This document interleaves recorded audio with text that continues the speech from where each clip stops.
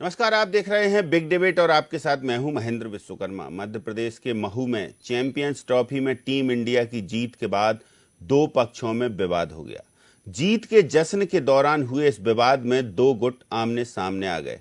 लोगों ने दुकानों और वाहनों को आग लगा दी, पेट्रोल बम भी फेंके गए। पुलिस ने स्थिति संभालने के लिए लाठीचार्ज भी किया और आंसू गैस के गोले भी छोड़े। सेना के जवानों ने आखिरकार मोर्चा संभाला। फिलहाल तो हालात काबू में है, लेकिन इस घटना का असर विधानसभा के बजट सत्र के पहले दिन देखने को मिला।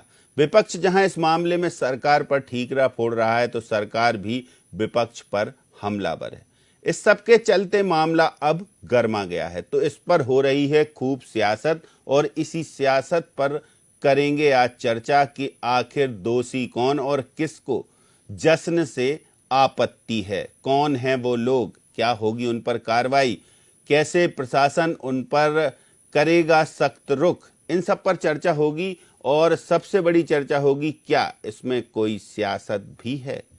तो इस हमारे साथ कुछ खास मेहमान भी जुड़ेंगे, लेकिन पहले रिपोर्ट देखेंगे।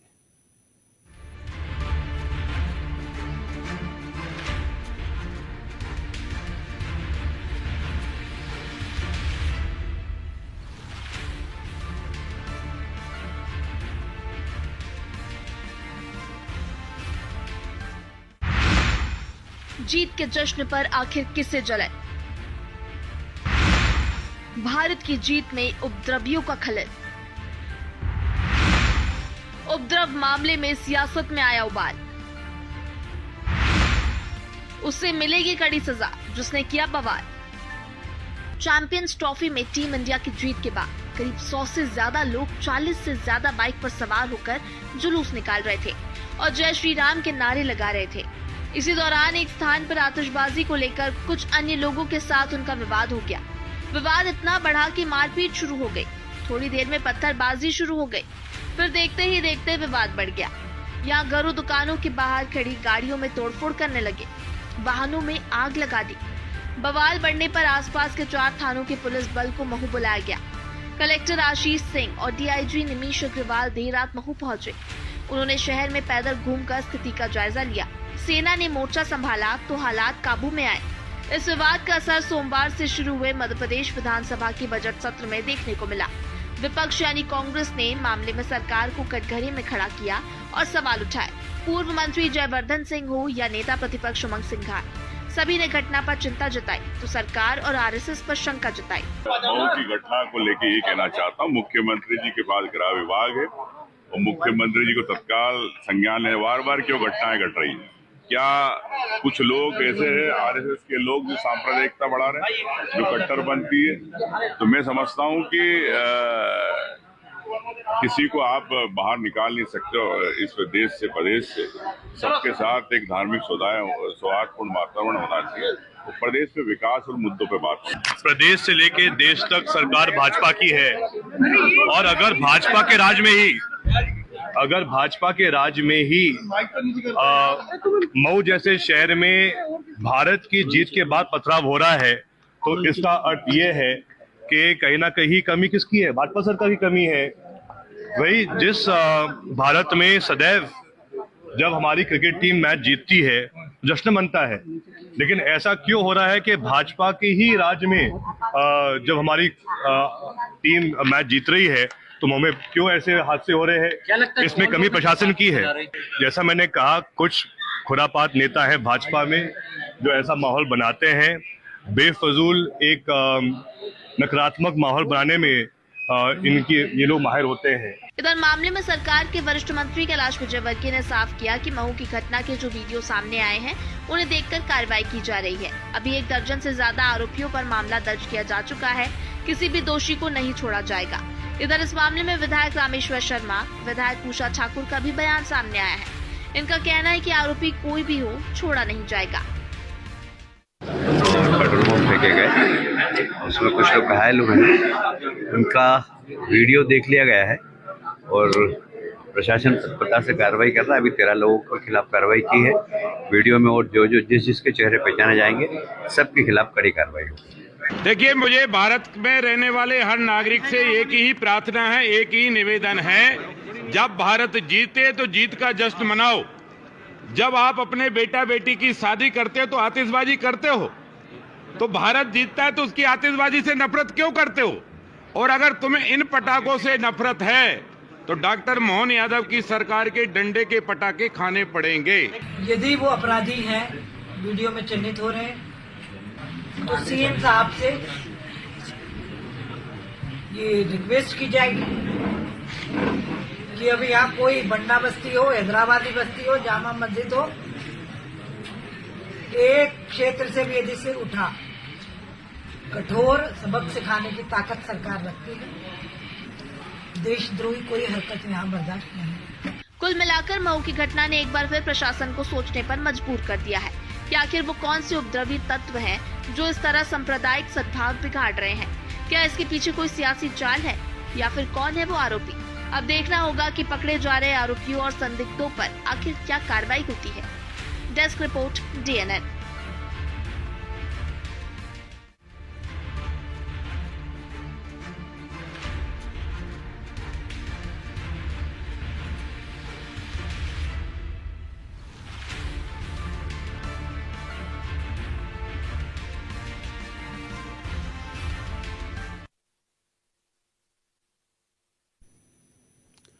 तो देखिए, इस मामले में एक दूसरे पर ठीकरा फोड़ा जा रहा है और सियासत गर्म है, क्योंकि विधानसभा का बजट सत्र जो चालू है।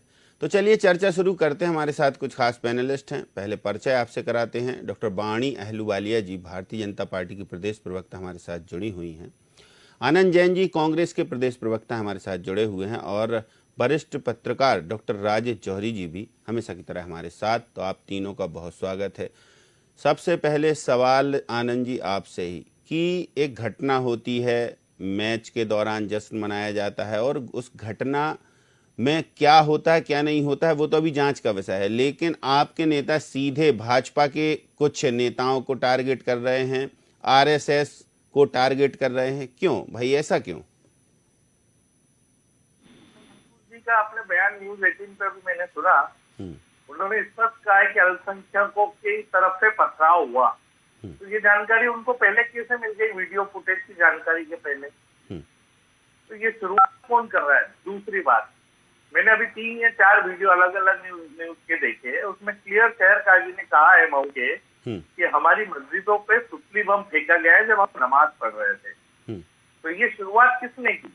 उसके बाद अगर उन्होंने रोका और पथराव की घटना हुई तो ये सब चीजें ये दृष्टा है, दिखता है। और उषा ठाकुर जी का बयान ये बताता है कि आरएसएस और भारतीय जनता पार्टी की भूमिका संदिग्ध है कि आप किसी पे बिना जांच करे, आप एक जनप्रतिनिधि हैं, आप एक विधायक हैं, आप सीधे आरोप लगा रहे हैं कि अल्पसंख्यक समुदाय की तरफ से पथराव हुआ।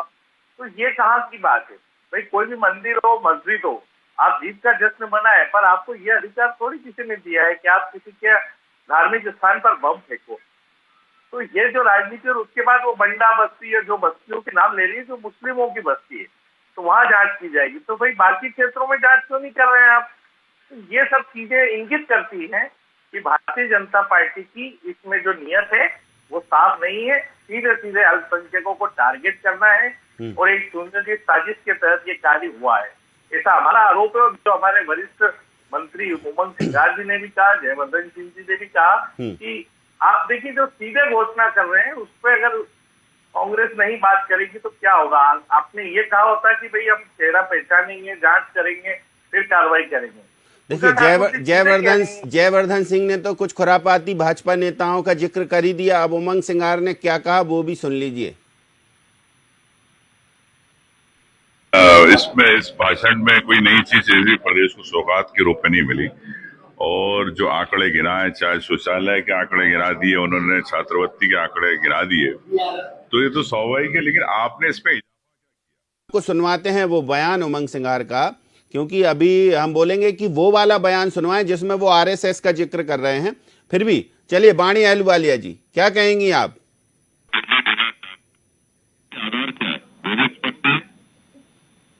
बाणी जी, आवाज पहुंच रही है आप तक? जी क्या कहेंगी आप? आनंद जी की बात सुन ली आपने, वो कह रहे हैं कि टारगेट सीधा कर रहे हैं, आपके नेता ही कह रहे हैं, तो हम क्यों ना आरोप लगाएं? सबसे पहले मैं आपके दर्शकों को नमस्कार करूंगी, उसके बाद आप सबको प्रणाम करूंगी जो मेरे साथ इस वार्तालाप में जुड़े हुए हैं। देखिए, कांग्रेस का दोहरा चेहरा, दोहरी रणनीति और इनका दोहरा चरित्र ये सबको भली भांति पता है। और आज जो उमंग सिंगार इतने वरिष्ठ कांग्रेसी नेता खुद की छवि दागदार है, वो कैसे दूसरों के ऊपर उंगली उठा सकते? जो लोग कांच के घरों में रहते हैं वो दूसरों पर पत्थर नहीं फेंका करते। हमको मालूम है ना, उमंग सिंघार जी के ऊपर अभी बहुत संगीन आरोप उनकी पत्नी ने लगाए हैं सुप्रीम कोर्ट में याचिका भर के। खैर, मैं अब इस मुद्दे पर आती हूँ कि भारत का जश्न कुछ दिन पहले कांग्रेस के राष्ट्रीय प्रवक्ता ने शर्मा, जो हमारे कैप्टन है इस टीम का, उसके ऊपर अभद्र टिप्पणी की। उनका हौसला बढ़ाने की जगह पर उन्हें मायूस करने की कोशिश की, जिससे कि उनका मनोबल टूटे। परंतु ये तो हमारे भारतीय खिलाड़ी हैं जिन्हें पूरा समर्थन है देश का, वो जीते और हमारे देश का नाम रोशन किया। पर उस पर जहां आतिशबाजी थोड़ी सी की, जैसे कि आपने ही बताया कि हम शादी में भी करते हैं, परंतु क्या ऐसे जश्न के माहौल में जब आप एक रैली निकाल रहे हैं, खुशी की रैली है वो, वहां पटाखा फोड़ा और उसके बाद विवाद हुआ। 3 स्थानों पर हुआ, जमा मस्जिद के पास हुआ, पट्टी बाजार में हुआ, मोती महल में हुआ। अब ये जो पूरा विवाद हुआ, उसके बाद आप गुस्सा ऐसे निकाले कि एक मारुति ऑल्टो कार आपने जला दी, कुछ वाहन जला दिए, एक दुकान जला दी, जान माल का आपने हानि पहुंचाया। तो ये कहाँ की, ये आप इसको कैसे आप स्पष्ट करेंगे? इसके लिए क्या सफाई देंगे, क्या जस्टिफिकेशन देंगे? पहली बात तो, क्या देश, अगर देश का परचम आगे बढ़ता है, देश बुलंदियां छूता है, तो क्या जलन होती है कुछ लोगों को? दूसरा, हमारी जो सरकार है जीरो टॉलरेंस है और सक्षम है। जो आरोपी होंगे वो सलाखों के पीछे होंगे और उनके ऊपर उचित कार्रवाई होगी। परंतु कांग्रेस को क्या डर है? कांग्रेस के तार तो नहीं जुड़े हुए होंगे। तीसरी चीज, जो खुद आप अपनी छवि को लेकर दागदार हैं, तो आप ध्यान पटाने के लिए, ध्यान दूसरी तरफ घुमाने के लिए आप निरंतर बेबुनियाद बयान देते हैं। ठीक बात। चलिए, डॉक्टर राजेश जौहरी से समझते हैं पूरा घटनाक्रम, क्योंकि बहुत करीब से देखा है उन्होंने। क्या कुछ खास इसमें है, क्या पर्दे के पीछे है डॉक्टर साहब, और जो एक दूसरे पर आरोप लगा रहे हैं राजनीतिक दल, इसमें कितनी सच्चाई है? नहीं जी, अभी जैन साहब का बयान सुना हमने। उन्होंने कहा कि वो जो शहर काजी साहब ने जो कहा है, उनका पूरा बयान, उस शहर काजी साहब जो है, जो हमारे आपके सबके लिए बहुत आदरणीय है, सिर्फ उनके बयान के आधार पर सारा कुछ था जो उन्होंने कहा। अब आप एक चीज देखिए कि 50 से भी ऊपर वीडियो इस समय सोशल मीडिया पर है पूरे दंगे को, जो दंगे हुए महू में 5 जगहों पर हुए। तो उसमें आप हर वीडियो को देखेंगे तो आप जिस तरह से वो कौन से नारे लगाकर गाड़ियां जला रहे हैं, कौन से नारे लगाकर गलियों में दौड़ रहे हैं और कौन सी ड्रेस वेशभूषा पहन रखी है, ये उस वीडियो में हम देखेंगे तो समझ जाएंगे। एक बात है। दूसरी बात ये है कि जो 14 लोग घायल हुए हैं इसमें, वो 14 के 14 एक ही कम्युनिटी के, मेजॉरिटी कम्युनिटी के हैं। तीसरी बात ये है कि ये जो सुतली बम वाली बात है, ये कल तक नहीं थी, ये अचानक आज आ गई है सुतली बम वाली बात। क्योंकि स्थितियां और जो इसमें जो मेन जो आरोपी हैं जितने भी लोग, उसमें से 4 जो लोग हैं वो लोग हैं जो गौकशी में लगातार इन्वॉल्व हैं, लगातार जो गाय का पूरा व्यापार करते हैं, काऊ मीट का, उस पर इन्वॉल्व हैं वो लोग। वो अलग अपन नाम इसलिए नहीं ले रहे हैं कि अभी पुलिस अपनी जांच कर रही है, अपना नाम लेना ठीक नहीं है, लेकिन वो सारे के सारे लोग उसमें इन्वॉल्व हैं और शुरुआत वहीं से हुई थी।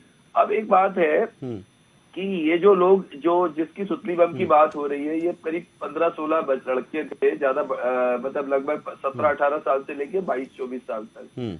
इसमें से क्या हुआ था कि इसमें से जो पहले 2 मोटरसाइकिलें आगे गई और जैसे ही वो घेरी गई तो वैसे ही जो पीछे वाले थे वो भाग गए जो लोग। है कि इनकी कोई तैयारी नहीं थी। देखिए, आप सुतली बम कौन फेंकता है? जब जो स्थितियां ये होती हैं, जब आदमी बिल्कुल तैयारी में रहता है कि चलो अब सुतली बम फेंको, फिर भीड़ आएगी, फिर उससे लड़ेंगे। अच्छा, और एक बात है, जो वहां पर उस समय 300 से 400 लोग थे। बहुत इम्पोर्टेंट, ये जो रमजान का पवित्र महीना है, ये बड़ा इम्पोर्टेंट होता है तो इस्लाम के उसमें। तो काफी बड़ी वहाँ पे बड़ी संख्या में लोग थे। तो ये जो बच्चे हैं, भूल के भी मऊ का इतिहास आज का नहीं है। 79 से लेके अब तक लगभग ये मान के चलिए 30-35 दंगे हो चुके हैं। बहुत बड़ी बड़ी घटनाएं देखी है मऊ ने। तो यहाँ के बच्चे को मालूम है कि जैसे ही एक घटना करते हैं तो उसकी प्रतिक्रिया क्या होती है। तीसरी बात ये है कि अगर हम इसके कारण पे देखें तो कारण क्या था कि भारत ने जीत हासिल करी थी, और वो भी न्यूजीलैंड के खिलाफ, और एक आईसीसी चैंपियंस की जो ट्रॉफी है वो जीती थी। और जब वहां कहीं से निकल रहे थे तो वहां पर उन्होंने जो है जो भी निकलने पे आपत्ति होगी या जो भी कारण हो, सेम जगह पर 2008 में भी जब वर्ल्ड कप जीता था भारत ने, तब भी रैली निकल रही थी, तब भी यहीं पर हमला हुआ था, और उस समय भी बहुत सारी मोटरसाइकिलें जली थी, और काफी समय तक, लंबे समय तक यहाँ पर कम्युनल टेंशन बना रहा था। तो इंटेंशनली हुआ है, ये प्रायोजित था? अभी आगे आ रहे हैं ना पर इस पे। अब थोड़ा जल्दी साहब ने बोला है, शेरकाजी साहब ने एक और बात बोली है उसमें महेंद्र जी, कि उन लोगों को इस इलाके से, ये जैन साहब ने ध्यान नहीं दिया इस बात पर, उन्होंने कहा उनको इस इलाके से निकलना नहीं चाहिए था। ये इसलिए ऑब्जेक्शनेबल है कि ममता बनर्जी भी सेम बात कहती है कि सेंसिटिव एरिया। हमारा ये कहना है कि व्हाट आर सेंसिटिव एरियाज। कोई एक पॉपुलेशन किसी एक कम्युनिटी की बढ़ जाएगी तो सेंसिटिव एरिया हो जाएगा।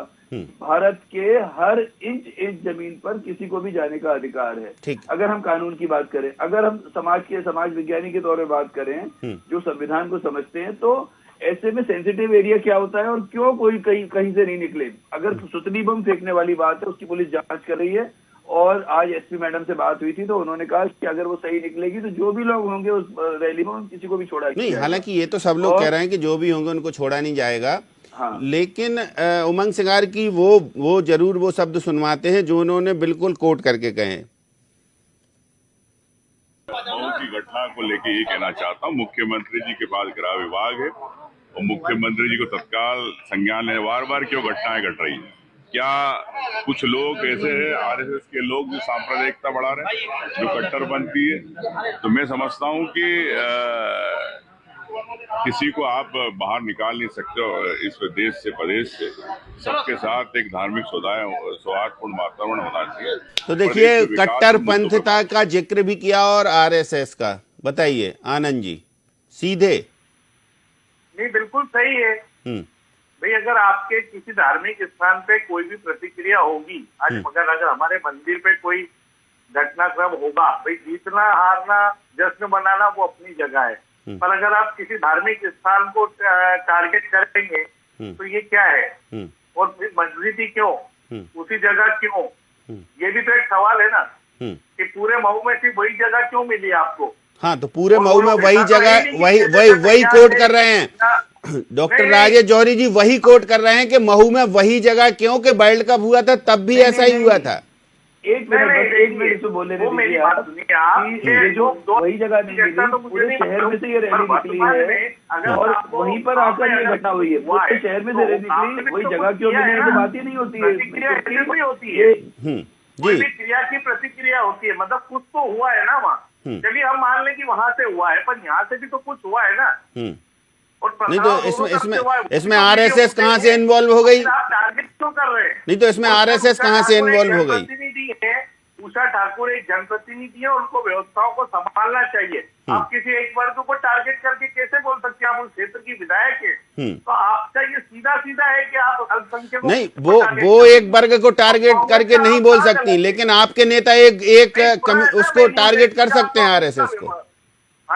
मुझे एक बोलने का मौका चलिए। दिया जाए। हाँ जी, बोलिए वाणी जी। मैं ये चाहती हूँ, मैं जैन साहब को सादर आमंत्रित करती हूँ कि वो संघ की एक शाखा में जाएं पूरे एक महीने के लिए। उन्हें भी अनुभव होगा कि संघ एक सामाजिक संस्था है और वो कैसे कार्य करती है व्यक्ति निर्माण का, जिससे राष्ट्र निर्माण होता है, राष्ट्र भक्ति निर्माण होती है। लेकिन कांग्रेस इससे बहुत परे है। इसीलिए उमंग सिंघार जैसे दागी नेता यहाँ पर एक मंच पर आके बोलने की कोशिश करते हैं, जबकि उनके ऊपर खुद प्रकरण दायर है। और ये इनको याद दिलाने की आवश्यकता नहीं है कि गृह विभाग हमारे मुख्यमंत्री का है, क्योंकि जो कानून का दायरा है।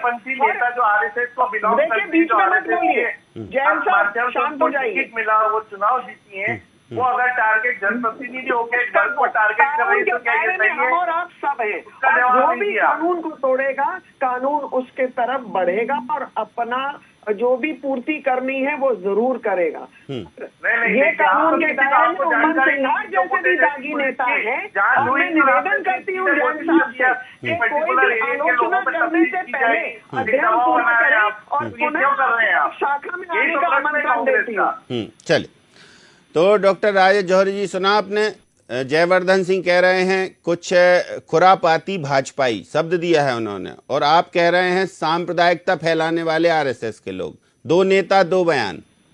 नहीं, देखिए एक बात महेश जी, इस मामले में पता है क्या हो रहा है? जयवर्धन जी, जैन साहब, वाणी अहलूवालिया जी, ये लोग उस इलाके से बहुत दूर है।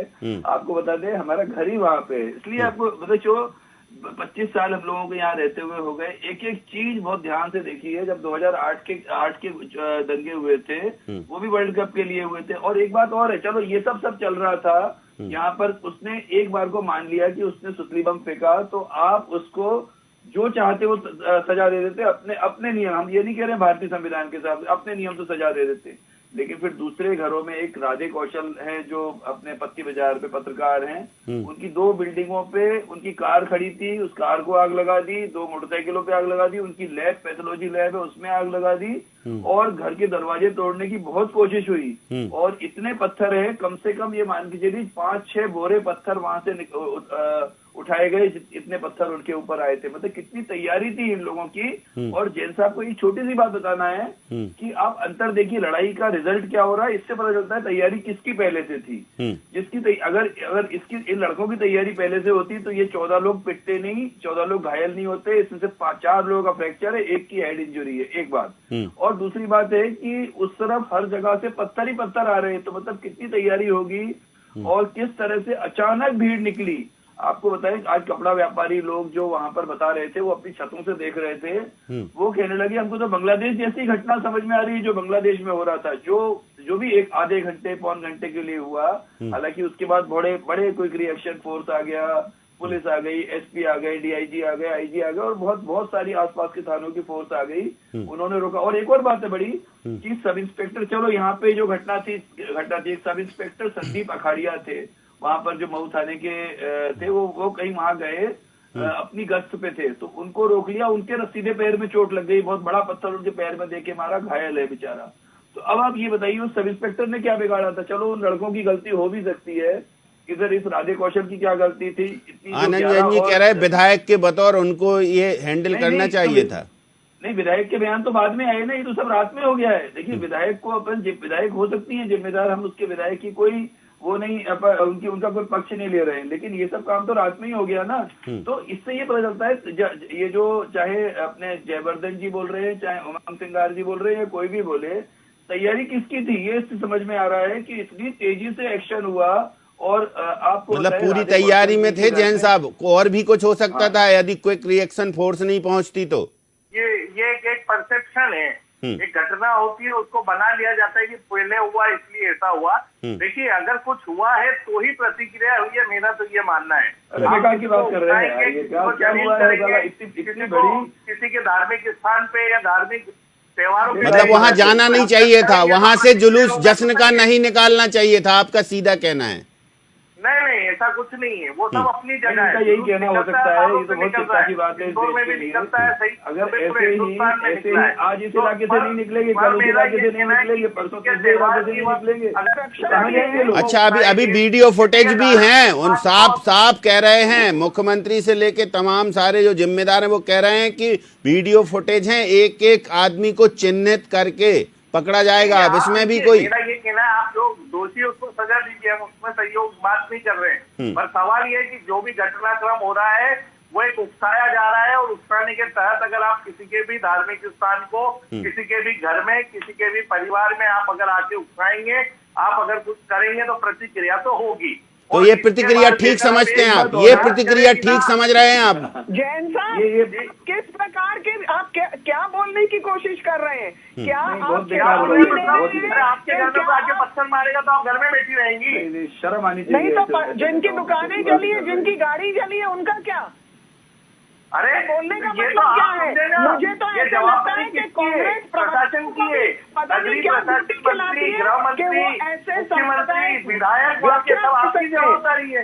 ये लॉ एंड ऑर्डर तुष्टिकरण के कौन जनक देखेगा? भी है, संरक्षक भी है, और इसीलिए आप लोग आप खुद बिल्कुल संरक्षण राजनीतिक करेंगे। तौर पे आपके संरक्षण में विधायक छाए के हुए हैं। शब्द सुनिए आप, तो ये कट्टरपंथीता को बढ़ावा दे रहे हैं कि नहीं दे रहे हैं? आप घटनाक्रम को कहाँ से कोई खा गया है? कट्टरपंथी को बढ़ावा नहीं दे रहा, तुष्टिकरण को बढ़ावा दे रहे हैं, इसलिए अरे आप कट्टरपंथी उभर के सुनिए आ ना, रही है। विधायकों के आप स्टेटमेंट तो सुनिए। चल शर्म आनी चाहिए आप लोगों को कि आप देश के तो गृह मंत्री हैं, डॉक्टर आप राजेश बात जौहरी कर जी रहे हैं। अब बंद कर लॉ एंड दो। ऑर्डर आपको चलिए देखना चाहिए। डॉक्टर राजेश जौहरी जी, आप अभी आप दोनों को रोकेंगे। डॉक्टर राजेश जौहरी जी, क्या लगता है कि अब क्या और आगे आगे क्या ऐसे साक्ष्य सामने आएंगे जिससे सारी चीजें क्लियर हो जाएंगी? सरकार देखिए, मंत्री कह रहे हैं विजय वर्गीय कि एक एक को कम्युनिटी के हमने आपको बता दिया। अब जब ये गिरफ्तार होंगे, सुनिए, तो गिरफ्तार होंगे तो एक कम्युनिटी को गिरफ्तार होंगे, फिर ये लोग यही कहेंगे जैन साहब कि ये एक पक्षी कार्रवाई हो रही है, क्योंकि घटना ही एक पक्ष ने करी है तो दूसरे पक्ष पे कार्रवाई कैसे हो जाएगी? दूसरे पक्ष में कुछ अगर किया ये ही जो क्या मतलब है? ये जामा अपने आप हो मस्जिद गया। में कैमरा लगा है, अगर वो कैमरे का फुटेज मिल जाता है, वो जो उस कैमरे का फुटेज मिल जाता है कि अगर चलिए, तो अब देखते हैं आगे आगे क्या होता है। जैन साहब तो बिल्कुल तरीके से बोल रहे हैं कि यदि आप किसी के घर पे पत्थर फेंकोगे, यदि आप किसी के घर पे से जुलूस निकालोगे, जश्न मनाओगे, वहां से निकलोगे। जश्न मनाना, जुलूस निकालना लगे, धार्मिक स्थान के आगे त्योहार के टाइम अगर आपने कोई उपद्रव किया है तो क्रिया की प्रतिक्रिया होगी। बस ये क्रिया की प्रतिक्रिया को जायज मान रहे हैं, यानी कि कांग्रेस का अधिकृत बयान माना जाए फिर इसको। तो दुर्भाग्य है ये देश का, दुर्भाग्य है। अगर कार्रवाई हुई है तो दोनों पक्ष पे होना चाहिए। तो बताइए, वाणी जी देखिए, वो कह रहे हैं आप अधिकृत भी लिख लीजिए, कोई दिक्कत नहीं। मुझे तो लगता है कि कांग्रेस के दागी नेता मेरे को कोई सर्टिफिकेट ऐसे प्रवक्ताओं से बयान दिलाएंगे तो हमें कोई मिलने वाला नहीं। चलिए चलिए, अब देखते हैं। हालांकि ये मुद्दा बहुत गर्म है और अभी गर्माहट और पैदा करेगा, क्योंकि एक लाइन और निकल के आई है, यानी कि कांग्रेस का स्टैंड ये है कि भाई सेंसिटिव एरिया से आप क्यों निकलते हैं या क्यों जाते हैं। चलिए, बहुत शुक्रिया आपका जैन साहब हमारे साथ जुड़ने के लिए, बहुत शुक्रिया आपका वाणी जी, और बहुत शुक्रिया डॉक्टर राजेश जौहरी जी हर तथ्य को सामने रखने के लिए। तो देखिए, ये है हाल कांग्रेस का, और भारतीय जनता पार्टी तो कह रही है हम तो चुन चुन कर पकड़ेंगे आरोपियों को, जिन्होंने जो घटनाक्रम किया है वो एक भी दोषी नहीं बख्शा जाएगा। लेकिन कांग्रेस सॉफ्ट कॉर्नर जरूर दिखा रही है और कह रही है कि यदि उस गली से निकलोगे तो रिएक्शन तो होगा ही। हालांकि डॉक्टर राजेश जौहरी जी इत्तेफाकन वो हमारे साथ हमेशा जुड़ते हैं, लेकिन आज पता चला कि वो उसी इलाके में रहते हैं। जब वो बता रहे हैं पूरा घटनाक्रम, उसके बाद भी कांग्रेस अपने स्टैंड पर है। अब देखते हैं आगे आगे क्या होता है। हालांकि अब यदि एक कम्युनिटी के लोग अपराधी निकलते हैं तो कांग्रेस फिर क्या उनके साथ खड़ी नजर आएगी या वकालत करेगी, ये वक्त रहते पता चलेगा। फिलहाल बिग डिबेट में इतना ही, मुझे दीजिए इजाजत, नमस्कार।